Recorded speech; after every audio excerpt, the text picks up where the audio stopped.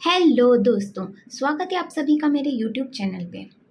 दोस्तों, किसी ने बड़ी अच्छी बात कही है कि ज़िंदगी जीना आसान नहीं होता, बिना संघर्ष के कोई महान नहीं होता। जब तक ना पड़े हथौड़े की चोट, तब तक पत्थर भी भगवान नहीं होता। दोस्तों, आज की कहानी इसी पर आधारित है। एक गांव में एक किसान रहता है। वह बहुत ही मेहनती रहता है और मेहनत करके वह अपने खेतों में अनाज उगाता है और उसकी देखभाल करता है। पर अक्सर उसकी फसल खराब हो जाती है। कभी सूखा पड़ जाता है, कभी बाढ़ आ जाती है, कभी तेज धूप, कभी आंधी। कोई ना कोई कारण बन ही जाता है कि उसकी फसल खराब हो जाती है। एक दिन वह किसान गुस्से में आसमान की ओर देखकर भगवान से कहा, हे ईश्वर, आप सर्वज्ञ हैं।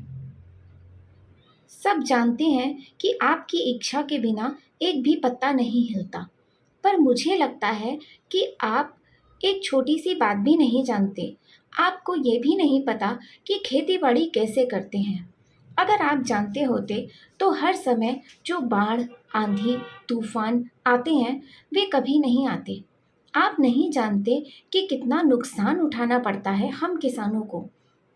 और यदि आप मेरे हाथ में यह शक्ति दे दें कि जैसा मैं चाहूँ वैसा मौसम मैं कर दूँ, तो फिर आप देखना, मैं अन्न के भंडार लगा दूंगा।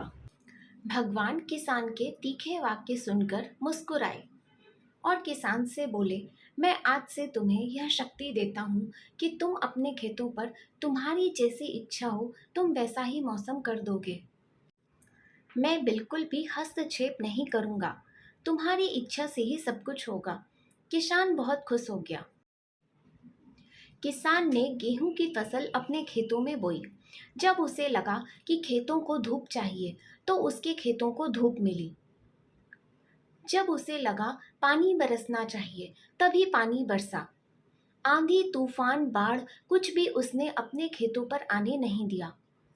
किसान के खेत में इस वर्ष ऐसी फसल हुई जैसी पहले कभी नहीं हुई थी। हरी भरी लहलहाती फसल देखकर मन ही मन वह बहुत खुश हो गया और सोचने लगा, अब सबूत के साथ दिखाऊंगा भगवान को कि इसे कहते हैं शक्ति का सही उपयोग। मेरी सफलता देखकर उन्हें अपने नियम जरूर बदलने पड़ेंगे। कुछ दिन गुजरे, फसल कटने को तैयार हो गई। किसान बहुत उत्सुकता के साथ फसल को काटने लगा। पर जैसे ही उसकी नजर गेहूं की बालियों पर गई, तो उसने अपना सिर पीट लिया और रोने चिल्लाने लगा। गेहूं की बाली में एक भी गेहूं का दाना नहीं था। सारी बालियां अंदर से खाली थीं। किसान बहुत दुखी हो गया। उसने भगवान को रोते हुए पुकारा, हे प्रभु, तुमने ये मेरे साथ क्या किया? क्या तुमने मुझे कोई सजा दी है? भगवान बोले, पुत्र, ये तो होना ही था। तुमने पौधों को संघर्ष करने का मौका ही कहाँ दिया? ना तो तुमने उन्हें आंधियों से जूझने दिया, ना तो तेज बारिश से सहने दिया, और ना ही धूप में तपने दिया। एक भी चुनौती का सामना तुमने उन्हें नहीं करने दिया। इसलिए सारे पौधे अंदर से खोखले रह गए हैं। जब आंधी, तूफान, तेज बारिश और धूप पड़ती है, तभी ये पौधे अपने अस्तित्व को बचाने के लिए संघर्ष करते हैं।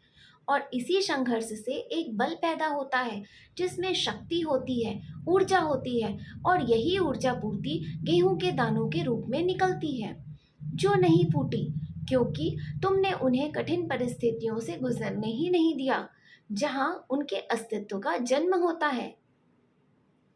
सारी बालियां इसलिए खाली हैं, इनमें एक भी गेहूं का दाना इसीलिए नहीं है क्योंकि तुमने अपने पौधों को संघर्ष कराया ही नहीं। दोस्तों, इस कहानी से हमें यह सीख मिलती है कि विपरीत परिस्थितियाँ और चुनौतियाँ हमारे जीवन में और अधिक निखार लेकर आती हैं और हमें और अधिक मजबूत बनाती हैं। जिस तरह सोने में स्वर्णिम आभा तभी आती है जब वह तपने, गलने और हथौड़े से पिटने जैसे संघर्षों से होकर गुजरता है। दोस्तों, कहानी अच्छी लगी हो तो प्लीज़ मेरे चैनल को लाइक एंड सब्सक्राइब ज़रूर कीजिएगा। Thank you.